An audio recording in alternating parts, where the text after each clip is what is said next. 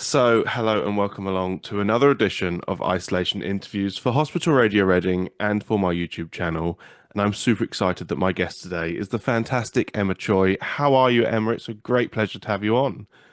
Hi, Matthew. I'm fabulous. Thank you. How are you? And welcome to the morning because it's the evening here Yes, over in Australia. So, how has your morning been so far? so far, Early. yeah, literally just got up. So that's I've literally not done anything. So it's been a Excellent. good I like start, I suppose you could say. it. What's the Good. weather like over there? Because here we're kind of just coming into spring. It's quite nice here at the moment. What's it like for you guys?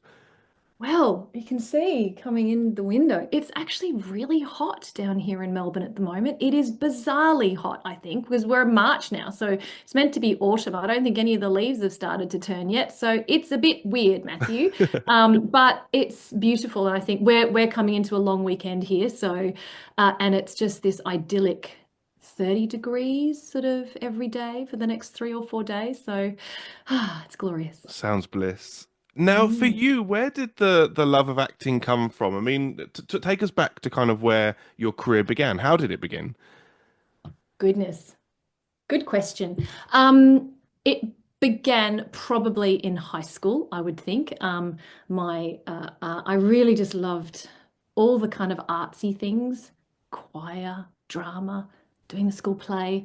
But I also sort of fell into a group of really amazing friends, I think, who had this incredible love of acting, and we formed our very first theatre company. I sort of was a co-founder of a theatre company at the tender age of 16 in high school, and we were what I think you'd consider now as an independent theatre company. We were a group of young people aged between, I think, 14 and 22, and we did everything ourselves. We hired the theatre, we made well, actually, some of the mums helped make the costumes, but sold the tickets. So that kind of really is really where it started. And one of my best friends, to this day, co-founded that. Well, she founded the theatre company. I was one of the co-founders of it. So that's where it all started. And I mean, your career has kind of taken you all over the world. Because correct me if I'm wrong, but you've worked over here in the UK as well. What was that like? I absolutely did. I started my film and TV career in the UK. It's where I first had my first ever gig on Doctors, and then on Casualty. So it was, these are all, shows that um, everybody in the UK would be aware of. And, I was so excited to do that. God, I was so nervous on that first on that first shoot. So yeah, I lived in the UK for a long time. It's where I met my husband, who is English, and I brought him back with me here. Sorry, England. And I was over there from early 2001 until the end of 2008. So quite a big chunk of my life over there. So yeah. And I mean, obviously, having worked, and we'll talk a bit about, kind of the stuff you've done as well over in Australia. But how did you find the sort of the UK sort of, entertainment industry differs to Australia, or are they quite similar? How did you find that difference? I think it differs quite a lot. I wish we were more like the UK. I think that there's a real respect and love of the theatre in the UK. One of the first sort of resounding memories in my head was when I first touched down in the UK, going to Leicester Square and seeing people lining up in the freezing cold to get tickets to see any number of theatre shows on the West End. And that was like mind blowing to me. And I have a theory about why it is so respected in the UK and not so much here. And, if I do anything in my life, maybe this is the thing that I'll do. But I put it down to panto and having school children from those really, what do you call it, reception or something, or nursery. Yeah, yeah, sort of like infant school. Yeah, yeah. From prep, you are taken to Panto pretty much every Christmas. Am I in? I think all Yeah. school kids get that, pretty much all school kids, I think, get that experience of seeing panto from the word go. And I think it's just something that instills a love and respect of the theatre in sort of the general psyche. So I I mean, think that we need panto in Australia. I must admit, when I was growing up, obviously, panto is a big thing here in the UK. Most of the theatres, the sort of regional theatres will have their own production. You might Mm, have a big name and then obviously loads of local cast. So it mm. is great. But I was actually quite surprised to know that it wasn't a thing in other countries. I mean, for you, what did you first think of panto when you heard of it, the first time you kind of came across it? What is this? It was really that reaction. What is this? Because it's it's not Shakespeare. But it is, but I don't think that that matters at all. It's about getting people together to share in this experience of people being crazy on stage, but then you sing and you have loads of fun. There's a villain, there's a protagonist, it's just wonderful. So, but it was like, wow, people love this. And I have a great respect for panto. I think it's a really, I hope it never goes away in the UK. I mean, fingers crossed because we love it, I say. I Good. mean, when you first made that decision to come and work over in the UK, I imagine there must have been a lot of nerves. What was that like? Because you're leaving your home and you're going to somewhere Mm, brand new. What was that like? mm, mm. Well, I was going over, friends of mine had paved the way. In fact, the best friend who had started the theatre company was over in the UK, and I was like, I'm going to come and join you. So many Aussies do this. I'm going to come and join you. And I hadn't really thought that I was going to come to the UK and A, stay as long as I did, but B, become an actor, like really sort of start my professional career in the UK. That was, I think I had a bit of a mid-20s crisis and was like, what am I doing with my life? And I want to be an actor. And that's when I was in the UK that I'm like, right, that's it. I subscribed to the Stage newspaper over there, and which I hope still exists. Does it still exist? Do I you must know? admit, I'm not sure. I'd have to have a look into that. I It rings a suspect bell, it. so I'm hoping it is. Oh, I really hope it is. I suspect it's fully online now if it does exist still. I put myself on Spotlight, which I think must still exist. And I started, so as a newspaper, I was going through and it's like, what can I audition for? And I did. I went to auditions and I got my first gig in a musical version of Little Women at, I think it was at like the Bloomsbury Theatre, something like that. And had some agents come along and they were like, yeah, okay, we'll sign you. So I got my first agent in the UK, and it's just looking back now, I think, gosh, that seemed a bit easy, but it probably it probably wasn't at the time. I think it was a lot of sheer determination and sort of putting myself out there as an actor.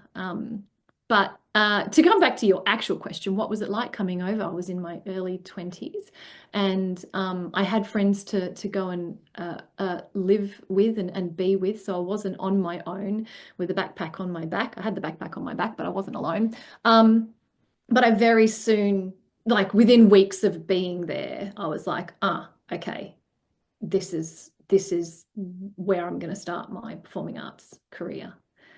And I kind of did. And I obviously had other jobs as well. Have to. That's just what you do. So yeah. And then obviously, you eventually went back to Australia. Was that kind of quite an exciting thing to think, right, I've done this in the UK. Let's see what Australia has to offer. What was that like then going home again and kind of Mm. doing things over in Australia? It was a really it was an exciting time. I was ready to come home after that amount of time. I'd met my now husband on a at the Edinburgh Fringe Festival. We did a show together, so that's how we met, which is a delightful story as well. And he came back with me to have a visit before we then decided that yes, he could possibly live in Australia too. So so it was good because I was coming home with somebody who I was intending on spending the rest of my life with. So it felt really like a really big move. And, you know, I was getting on a bit and, you know, wanting children, and I needed to be with my family to have that around me. But I also wanted to make sure that I had a career in Australia. And so therefore you start again, and that's daunting. But lucky the body of my work that I had done in the UK was helpful in sort of getting me an agent quite quickly, and then, you know, starting to get jobs here and there. Yeah. I mean, obviously you've done some amazing projects, and we will talk about some of them. But I mean, the big one being Neighbours, and obviously you're still doing that now. I mean, for you, because Helen isn't the first character you played, I believe. You have done another role on Neighbours. So how did that all come about? How did you get involved in Neighbours first time round? First time round. Good golly, I can't remember. Good question. Did I audition for the role of Sarah? I think her name was Sarah. I can't remember. Sarah Donetti, I think she's a nurse. Um, uh, yeah, I can't remember how that happened. It was either an audition or maybe it was, I don't know. I honestly cannot remember. Isn't that terrible? You know, it was just a very fleeting role, which is good, which is really good because that meant that I could come back as a different and better character as the mayor of Erinsborough, Helen Brown. And how Mm. are you enjoying playing Helen? Because obviously, there have been many mayors in the past, the likes of Yes. Sonia Yeah. Rebecca. Yeah. We've obviously had Paul Robinson. So to kind of step in Mhm. those shoes, that must be quite exciting. Oh, it was really exciting. I just worked with Eve Morey a couple of weeks ago, actually, who was Sonia Becky. Uh, it was really exciting, and that was an exciting gift, I think, because that one I didn't have to audition for. It was sort of a straight to offer thing, which was delightful. But I love the mayor. I love that she's so dedicated to the people of Erinsborough. You know, I don't know, she's popular. I think she's popular, and the people do like her because she's got a really strong work ethic. I think she won't, if she sees that there's maybe some element of corruption, she will tackle it because that's not the council office that she wants to run. But she works hard. I think you know, to unfortunately, I think it's the dedication to her job put a strain on her marriage and her, I think her husband, you know, she's divorced as well, so she's a divorced mayor. But yeah, I think she always tries to do her best for the people of Erinsborough.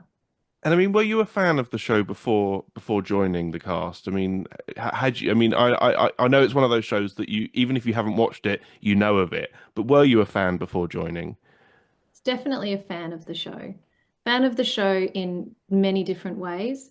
I love it for uh, really kind of I don't know, it's great drama that I love my kids to watch. I think that it tackles some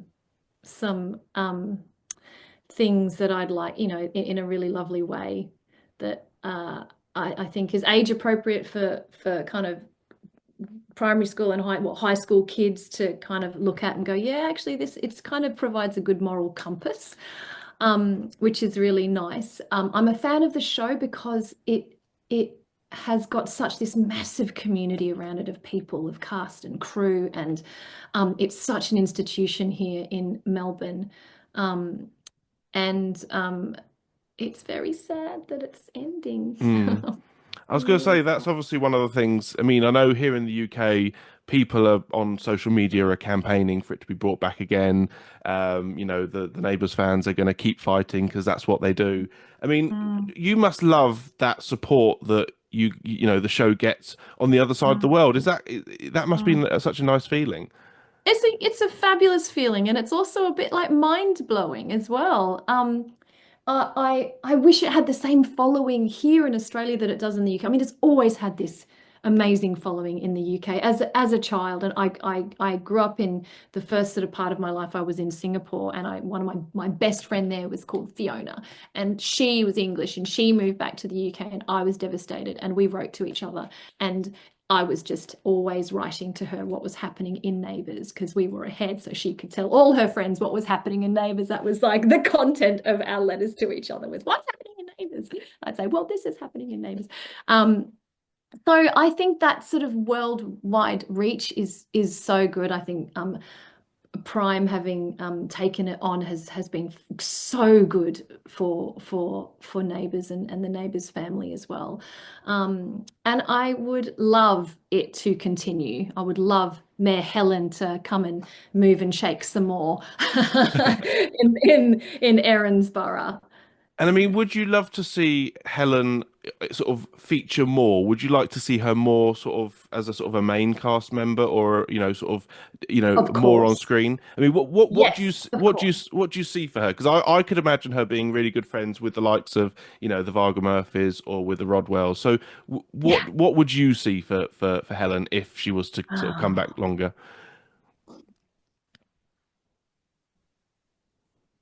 Think she'd need a love interest. She can have a love interest. I don't know. I think it would be fun.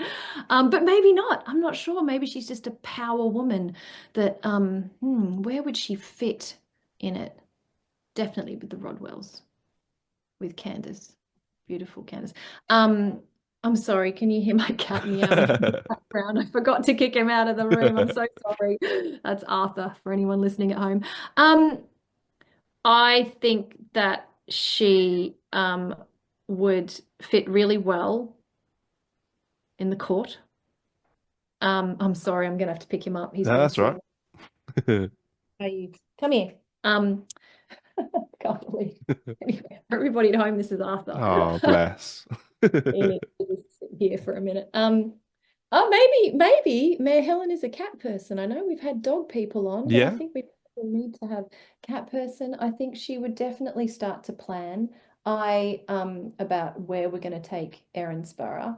Paul Robinson's been tricky for her, kind Hmm. of every way, and uh, I feel like there could be some great hearty scenes between myself and Paul Robinson, where we try and get him in his place about his ideas that are not really ideas, they're just things to sort of progress his own agenda. So I think that would be a really great thing to do to to really get stuck into.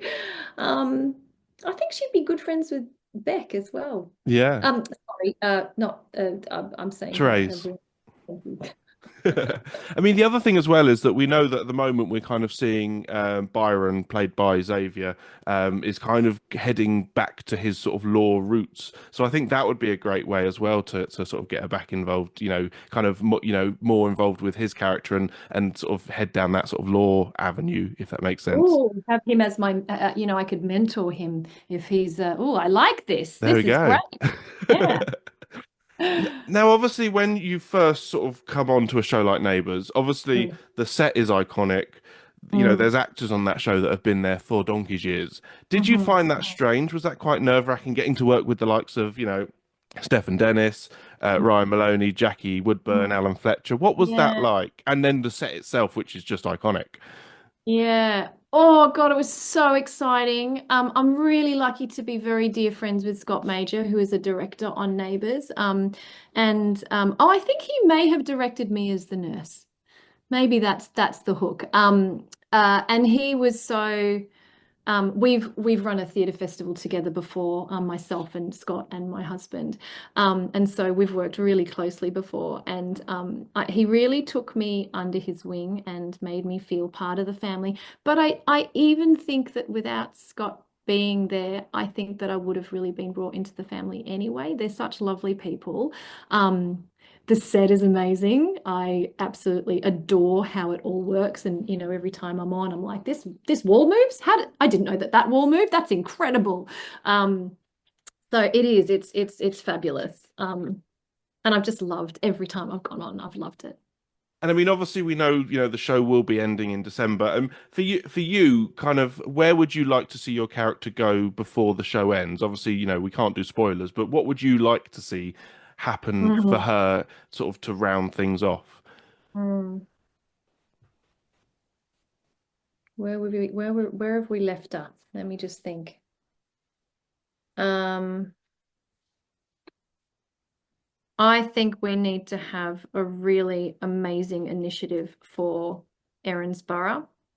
And I think maybe some kind of festival of an Erinsborough festival would be amazing.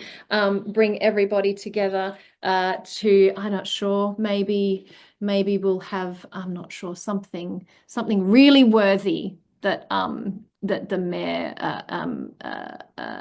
goes to her people and asks what they want, and this is and she delivers. Maybe just avoid lights because that went wrong a bit last time with the Oh, that went electricity. horribly wrong. Yes, yeah, I know.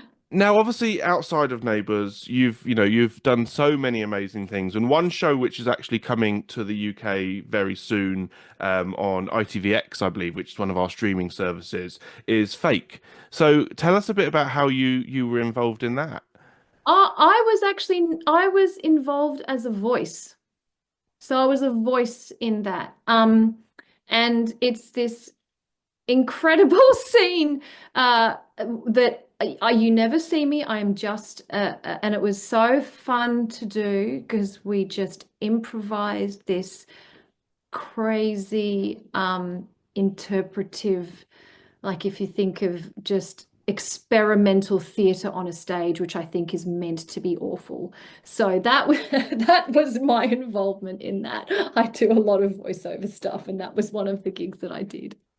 I mean, you must love that kind of you with your career, you're able to kind of do all sorts of different things, like you say, voiceovers, acting, all that kind of stuff. Mm. You must love that kind of flexibility and that the fact that no 2 days, I imagine, are ever the same.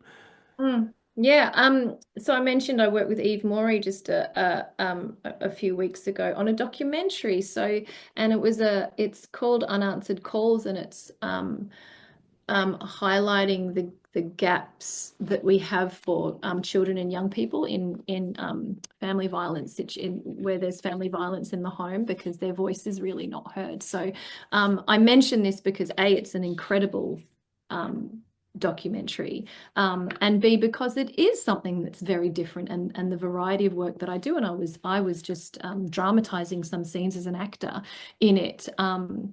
The young people's real stories. And you know, my 2 days are never the same. I might be in a booth, I don't know, voicing something for Fake, for example, and then the next thing I'm doing something like Unanswered Calls, where I'm trying to bring attention to a very incredibly worthy cause. So I do love it.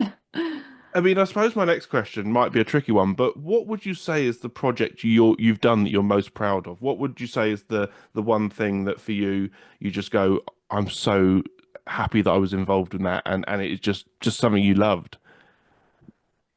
It would have to be undoubtedly something that is yet to be released. It is called Till You Make It, and it is a four-part comedy series that my husband wrote and that Scott Major has directed, and the three of us are all creative partners in it. And that is something that I had such an incredible time on creating, performing in, working with all the different creatives. I cannot wait for everybody to see it when it comes out, hopefully soon. Sorry, this cat is very annoying. Um, yeah, so it's called Till You Make It, and watch this space. Exciting. Now, obviously, there's so many things, and I was just sort of looking through, sort of the projects you've worked on. You also worked on a series, Riptide, which Jason Herberson, the executive producer of Yes, Neighbours, was also a part of, yes, yeah, and starred Joe Joyner, who's quite a big, yeah, name over here in the yes, UK. What was that like to be a part of? Because that, and obviously Peter O'Brien as well. Just an amazing yeah. cast. What was that like? Yeah. That was great. It was such a cool thing again, and that I was actually I acted in it with Scott in that one. So that was wonderful. Um it was so good. It was so lovely to work with somebody who is so well known in the UK. Like, she's just incredible. And it was a really fabulous project. And I yeah, I think it was really worthy, a really worthy piece. And yeah, from sort of the read through stage and sort of you're sitting around a table and everybody does their read through, I was just like, this is really cool. I love what they're going to do with this. And then I loved what they did do with it. So yeah, I was very honored to play a sort of a small part in that. And also, so I think the great thing with dramas like that, and they've done other dramas as well, is that it really showcases Australian talent over here in the UK because it was, I believe, made primarily for the UK audience, but has Yes. been watched all over the world.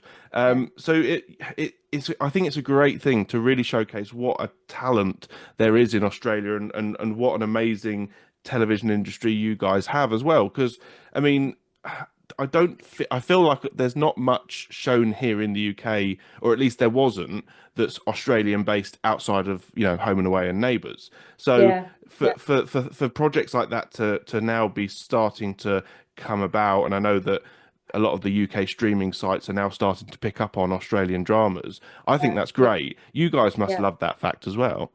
We love it. We really, really do. And there's more and more things being made here. And in Melbourne in particular this year, there's some lots of really great stuff being made for the streamers. I'll be working on something later in the year. I think I don't know if I'm allowed to say it, so I won't, just in case I'm not. But it's a crime drama, and it will be on the major streamers, and it's gonna be brilliant. And so many scripts that I've read recently are actually brilliant and gritty, and something that I think the UK does very, very well. And I do think that we can do very, very well as well. Like there's one I'm watching at the moment, Apple Cider Vinegar. I don't know if that's Yeah. if you've got that over there, and that's just amazing. It's got apart from it being a terrible true story, the cast and their Melbourne cast based actors in it are just so good. And I watched and I think this is the type of dramas that we should be producing. The gritty stuff. I'm not sure if the newsreader has made it across to you or whether or not that's something that's on our ABC over here, is just an incredible piece of work. So I think it's sort of, I think we might start really taking off in this area. So I'm excited by it. Now, Emma, I just want to say it's been an absolute pleasure talking to you. I mean, before we go, is there any messages you'd like to give to the patients who are stuck in hospital at the moment? What would you like to say to them? Um, we really care for you, and we hope that everybody who is in that hospital and your support around you, just know that everybody is working to make you as well as you possibly can be. And we are sending our thoughts and prayers over to you. And I hope the spring that is coming also comes into your life. And we wish you well. Now, thank you, Emma. It's been a pleasure. People, of course, need to keep watching and supporting Neighbours right up until the end. Fingers crossed that it gets saved in some way. But Emma, it's been a joy. Thank you for giving up your time. It's been my pleasure. Thank you, Matthew. I hope to see you again.